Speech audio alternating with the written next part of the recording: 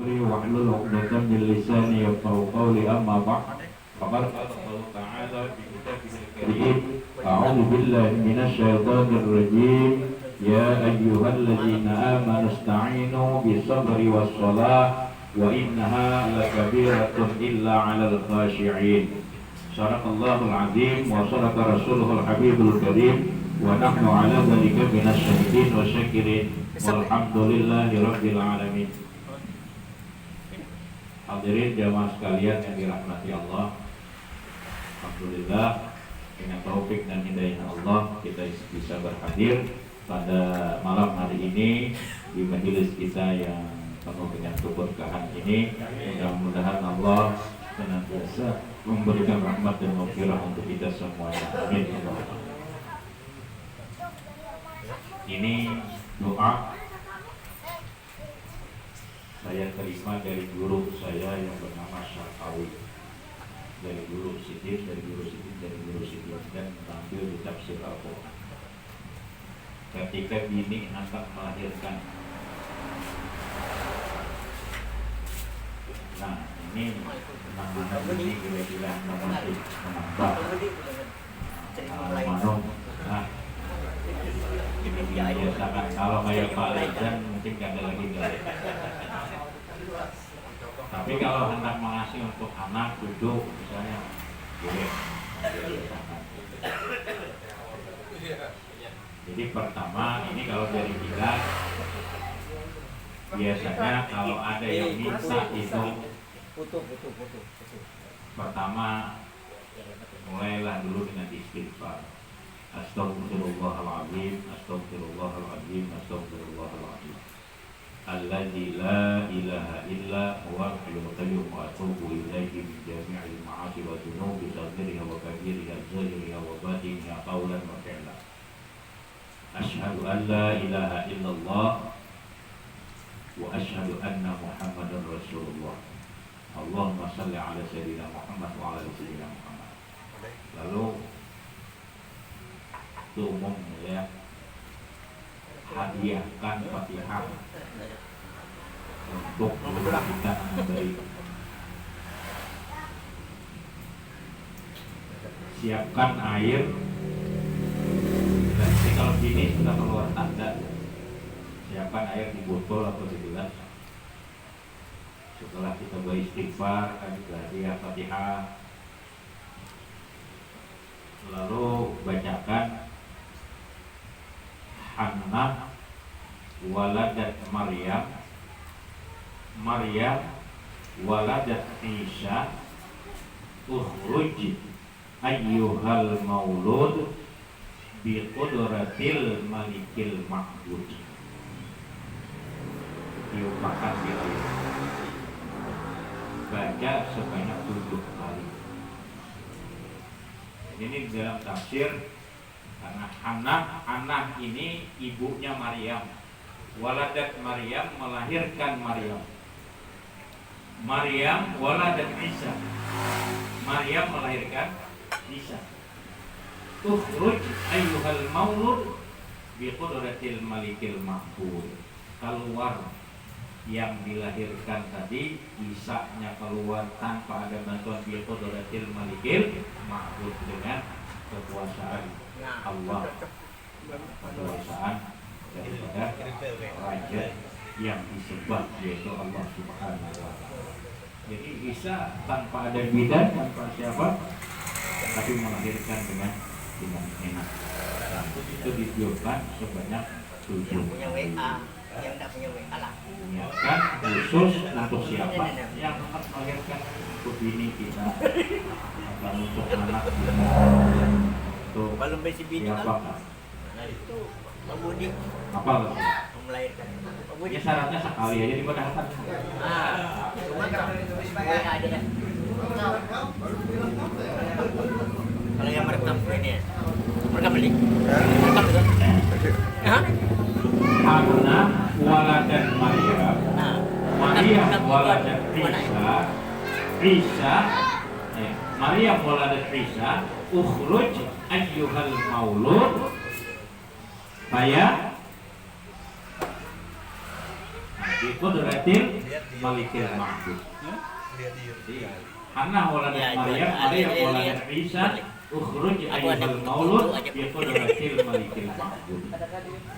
Itu 7 kali. Itu dah. Itu kita terima dari guru kita. Ada tuh. Tulis saja. Coba ikutin. Bismillahirrahmanirrahim. Hannah waladat Maryam, Maryam waladat Isa, ukhruj ayyuhal maulud biqudratil malikil ma'bud. Hannah waladat Maryam, Maryam waladat Isa, ukhruj ayyuhal maulud biqudratil malikil ma'bud. Hannah waladat Maryam, Maryam waladat Isa, ukhruj ayyuhal maulud biqudratil malikil ma'bud. Ajastu. Kobil tuh. Siapa yang menyahut kabil tuh terima. Ajastu. Kobil tuh. Kabil tuh. Kabil tuh itu artinya menerima. Ajastu keijazahkan. Dia menambah kabil tuh. Jadi ajastu. Kobil tuh. Barakallah. Itu doa yang diamalkan oleh para guru kita jika anak mau melahirkan atau bini kita mau melahirkan. Tapi kalau kurang, biasanya yang mau melahirkan datang minta kasih. Tapi habis dia keluar dari rumah itu jangan lagi bersinggah-singgah, langsung aja kasihkan kepada yang bersangkutan. Itu bukan apa-apa sih kalau hakikatnya orang balik bila tersinggah itu kesangkut pulang, nyata lahir gitu kan. Jadi itu orang-orang balik. Kalau kita ada memiliki tidak. Itu salah satu artinya doa tidak, karena itu ada di dalam tafsir anak waladat Maryam waladat Isa tentang cerita ketika lahirnya Nabi Isa oleh Siti Maryam. Hannah itu ibunya dari Maryam melahirkan Maryam, kemudian Maryam melahirkan Isa alaihissalam tanpa ada apapun, hanya dengan kekuasaan Allah Subhanahu wa taala. Jadi anak itu sampai waktunya lahir sampai waktunya lahir. Tapi caranya dengan cara berbeda. Nah, hadirin jamaah sekalian yang dirahmati Allah. Kalau pada minggu yang lalu, artinya kita dalam hadis Rasulullah SAW bahwa yang diriwayatkan oleh Huzaifah radhiyallahu anhu an Huzaifah radhiyallahu anhu qala kana Rasulullah sallallahu alaihi wasallam idza ajabahu amrun fazi'a ila shalah. Hadis riwayat Imam Ahmad bahwa Rasulullah itu, ujar Huzaifah berkata, Rasulullah itu apabila beliau menemui suatu kesulitan, maka beliau segera mengerjakan sholat. Sesuai dengan ayat Al-Quran surah Al-Baqarah ayat 45, Allah mengatakan, Ya ayyuhalladzina amanu, wahai orang-orang yang beriman, wasta'inu bis-sabri was-shalah. Cari penolong olehmu kalau dalam suatu masalah, dalam suatu kesulitan, dalam suatu musibah, masalah misalnya Allah pada menyuruh kita menyelesaikan masalah itu. Karena Allah misalnya ini diberi masalah, selesaikan masalah, tidak. Karena masalah itu datangnya dari Allah. Tidak ada yang bisa menyelesaikan masalah itu kecuali Allah. Maka ketika kita diberi masalah, ketika kita diberi kesulitan, Allah itu cuma menyuruh kita cari penolong, bukan menyelesaikan. Cari penolong. Ista'inu bis-sabri was-shalah, dengan cara bersabar dan sholat. Jangan malah akhirnya terbalik. Wah, aku ini sudah sembahyang, sudah ugawi, gak ada lagi, kita tinggal 5 waktu sudah dikerjakan, kebaikan ini, tapi musibah datang aja terus disilih berganti. Harusnya tuh nanti subalah nang ada sembahyangan tuh nang dapat musibah. Misalnya hati kita tuh kayak itu. Artinya lalu kada mau lagi sembahyang, padahal ketika Allah memberikan itu, Allah menyuruh kita cari penolong. Allah tidak menyuruh kita menyelesaikan. Allah cuma menyuruh ista'inu, cari penolong olehmu bisabri, dengan bersabar dan sholat. Malah benar di sholat, bukan malah kita menjauh dari Allah. Para sahabat ketika mereka ditimpa musibah, mereka mengerjakan sholat.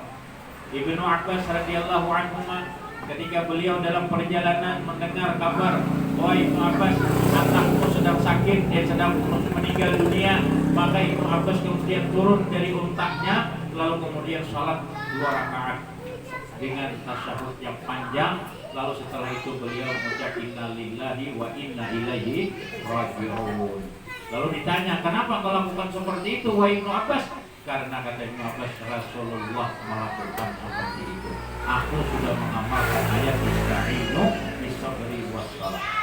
Rasulullah itu ketika beliau ditimpakan topan, artinya topan yang bertiup, maka beliau segera masuk ke dalam masjid. Kalau di daerah Madinah itu kan ada topan, nah itu biasanya badannya badai pasir, menakutkan, sangat luar biasa. Beliau masuk ke masjid dan tidak keluar sampai topan itu berhenti. Artinya sholat beliau di masjid. Apapun masalah yang didapat, sholat. Beliau mengerjakan sholat. Nah, begitu Ibnu Abbas. Kita dapat kesulitan, apapun masalah, seharusnya kita terlebih dulu sholat. Adukan kepada Allah sebelum kita mengadu kepada yang lain. Sebelum kita mengadu kepada makhluk Allah. Ista'inu bis-sabri was-shalah. Bersabar, laksanakan salat. Masalah apapun, karena masalah itu Allah menimpakan ke kita. Allah tidak menyuruh kita menyelesaikan, tapi Allah menyuruh kita mencari pertolongan melalui sabar. Karena itu masalah, itu musibah, itu bala dari Allah. Tidak ada yang bisa menghindarikan, tidak ada yang bisa menyelesaikan kecuali dari Allah Subhanahu wa ta'ala. Makanya bukan urusan kita menjadi Allah. Itu masalah dariku, urusan menyelesaikannya urusan aku, bukan urusan kamu. Kamu cuma disuruh cari penolong melalui sabar dan sholat. Artinya kita sabar, jangan mengeluh. Begitu dapat musibah itu, mengeluh maksudnya itu sakit hati sangat luar biasa. Ada orang yang menzalimi kita, sakit hati kita luar biasa. Harusnya kita bersabar. Kita ingat bahwa ini dari Allah. Dan karena ini dari Allah, tidak bisa untuk menyelesaikan masalah ini kecuali Allah. Jadi kita cuma bawa sholat, bersabar, jangan mengeluh. Tetapi ujar Allah di dalam wa innaha lakabiratun, yang kayak ini sulit. Yang langsung ingat lawan Allah tadi, begitu dapat musibah langsung ingat Allah. Itu yang demikian itu kata Allah sulit.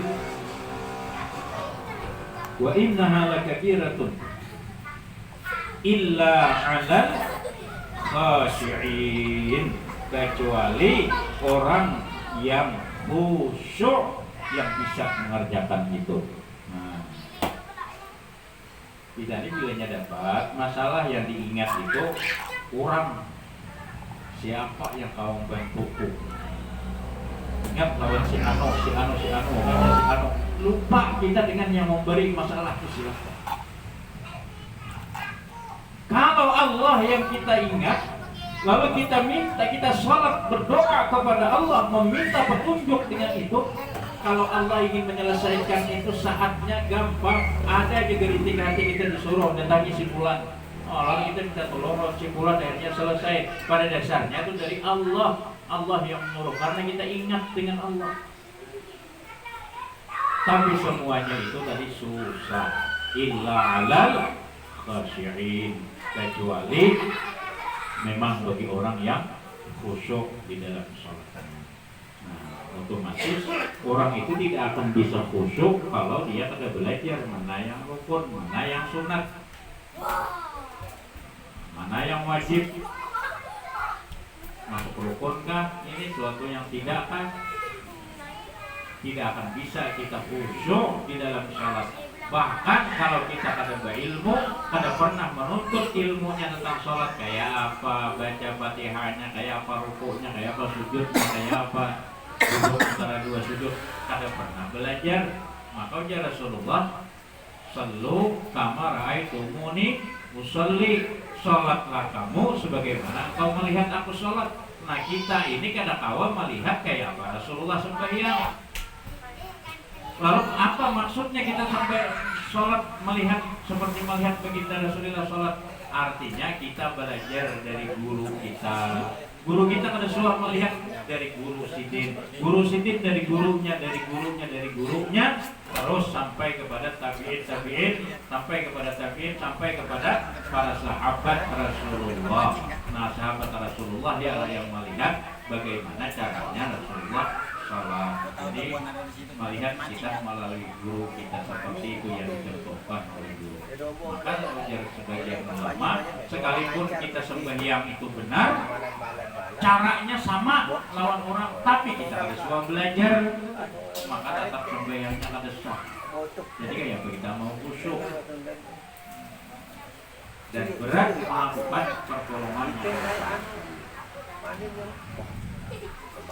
Nah, kita sudah mengenal wajib itu berdiri dalam sholat 45 waktu. Berdiri betul. Menghadap kiblat itu hukumnya wajib. Kecuali kadang-kadang berdiri. Nah, boleh dia duduk.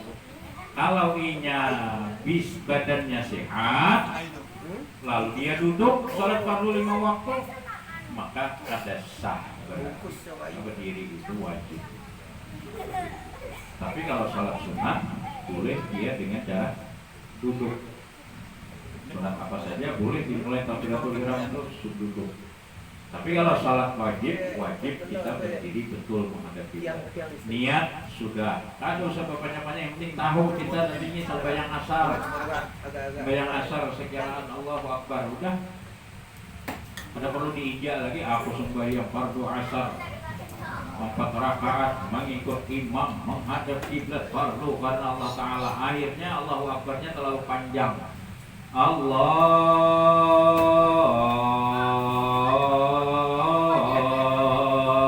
Akbar, kepanjangan tuh ada syarat takbiratul ihramnya.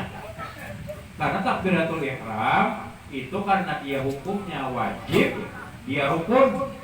Kalimat Allahu Akbar maka wajib dia persis seperti dalam ilmu tajwid. Artinya Allah itu panjangnya 1 alif, nilainya 2 harakat panjangnya.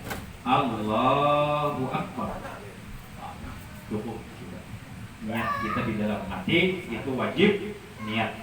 Nah ini 3 sudah. Baca doa iftitah hukumnya sunat.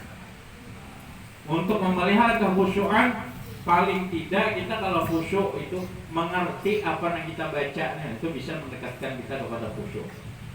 Baca doa iftitah kita mengerti. Allahu Akbar kabira walhamdulillahi katsira. Allah yang maha besar. Walhamdulillahi katsira, pujian yang banyak kepada Allah. Wa subhanallahi bukrata wa asila, maha suci Allah di waktu pagi, di waktu sore, mensucikan Allah. Ini wajahku, sesungguhnya wajahku, artinya ku hadapkan. Wajhiya lillazi fataras samawati wal arda hanifan. Apa? wajjahtu wajhiya lilladzi fatara samawati wal arda hanifan minal Wama ada. apa? Wama. Bukan hanifan. Wama ana Minal musyrikin. minal muslimin. Musyrikin. Musyrikin. Aku bukan orang yang musyrik.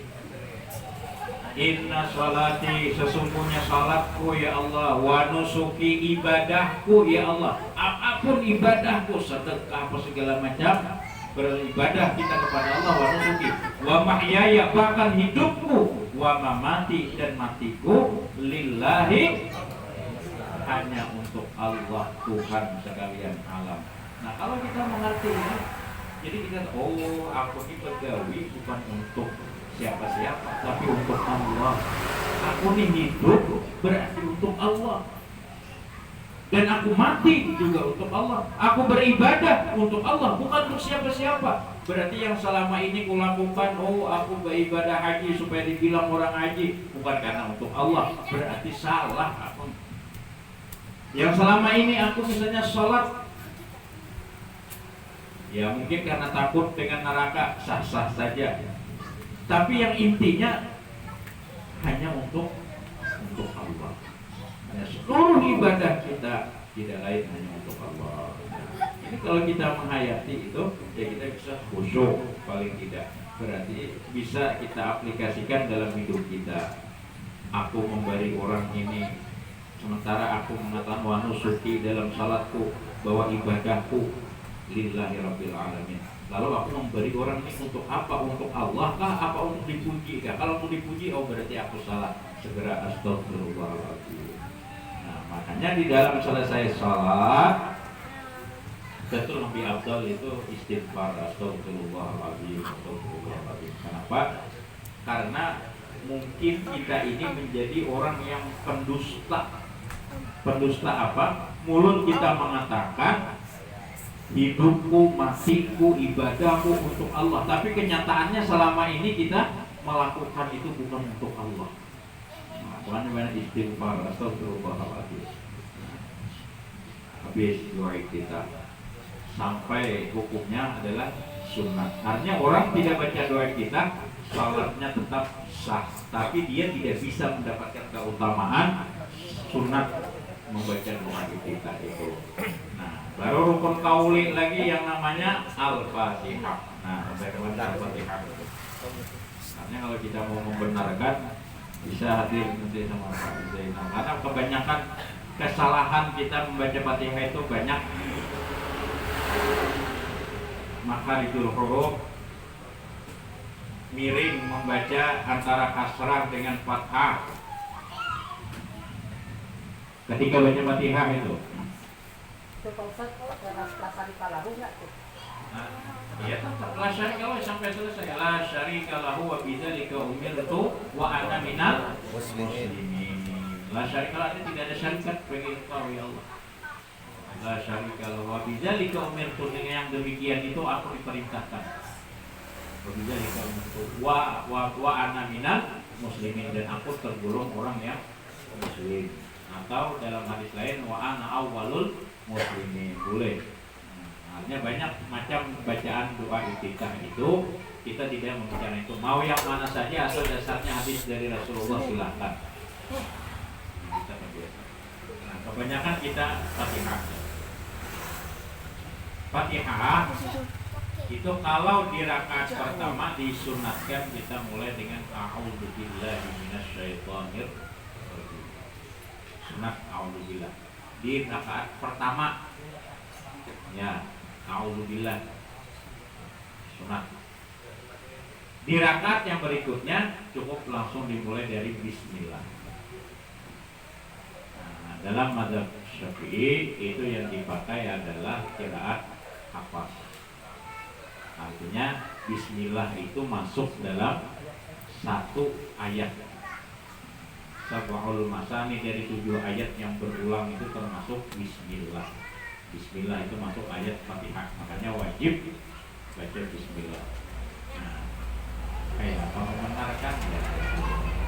Nanti kita belajar kembali Al-Quran untuk memperbaiki makna.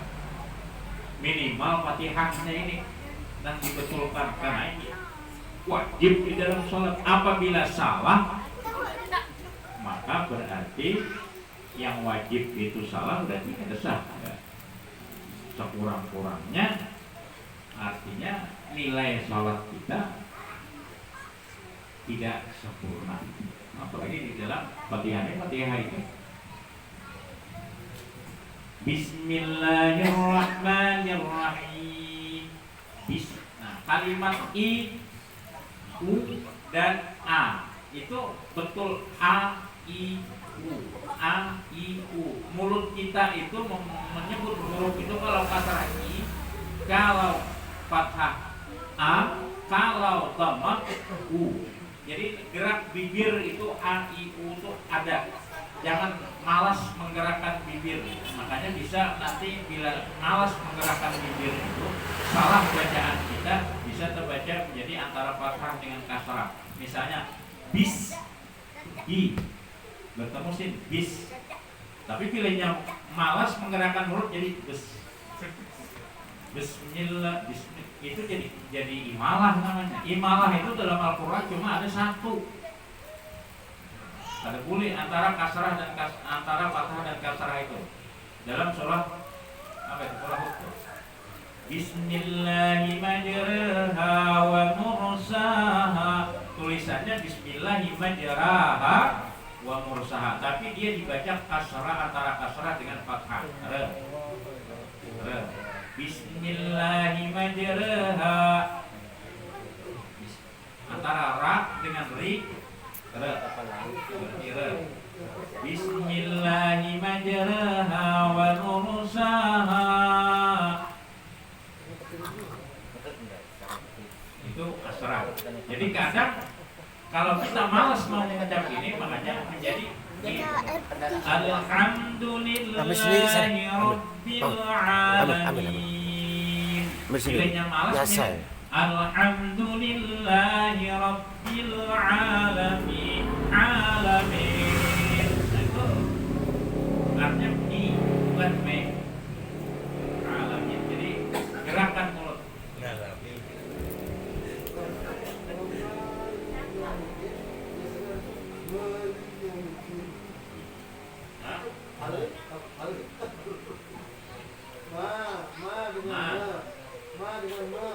Nah, itu antara kasrah dengan fathah jadi imalah. Salah. Ma itu ya ma bukan me. Karena malas. Tapi memang ini susah memang kalau apa ya? Sedikit saja berubah kita mulut itu bisa salah. Gigi itu hilang satu ya, itu pengaruh. Kalau bergigi lagi pengaruh itu. Menyebut ta, gigi atas, kan ada lagi kan awal ta. Pada saat muda itulah saatnya kita kalau hendak memperbaiki. Tapi kalau sudah tua kayak ini dadain turun yang mumpung ada Ustadz Jenal misalnya, usus Fatihahnya aja. Kalau kita sudah belajar, berusaha sampai di situ aja, kadang kawa-kawa juga, di situlah sudah mafhumnya. Allah maafkan. Tapi kita sudah belajar. Nah, orang pilek misalnya menyebut ra kagak bisa ya kalau dikasih. Bismillahirrahmanirrahim. Bismillahirrahmanirrahim. Ya kayak itu aja bisa aja ya sudah. Tapi dia sudah belajar. Sudah belajar Fatihah atau bisa? Kenapa jadi imam itu? Kalau di dalam rumah kita ada anak, ada bini misalnya. Tapi kalau di masjid itu, makanya masjid itu harus ada imam rawatib nang digaji, sudah itu sampaikan.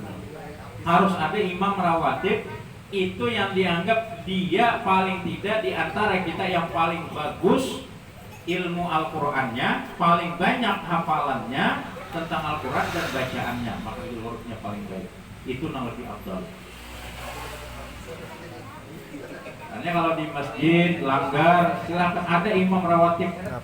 Yang kita pikirkan jangan imamnya disuruh imam, tapi kita kadang memikirkan kesejahteraannya kan hapunnya begitu. Artinya kita yang memikirkan kesejahteraan dari imam itu supaya mau imam rawatib. Karena imam rawatib ini apabila sudah dia terpilih, siapapun yang menjadi imam di situ kada boleh kecuali atas izin dari imam rawatib itu masjid. Tapi utamanya yang imam sudah diangkat ini imam rawatib itu yang haknya. Jadi azan itu haknya muadzin. Artinya azan sampai waktu sholat. Waktu sholat sampai. Nah itu haknya muadzin. Artinya muadzin boleh pada saat itu azan. Karena waktu sampai. Tapi qomat itu haknya imam. Bukan haknya muadzin. Qomat itu haknya imam.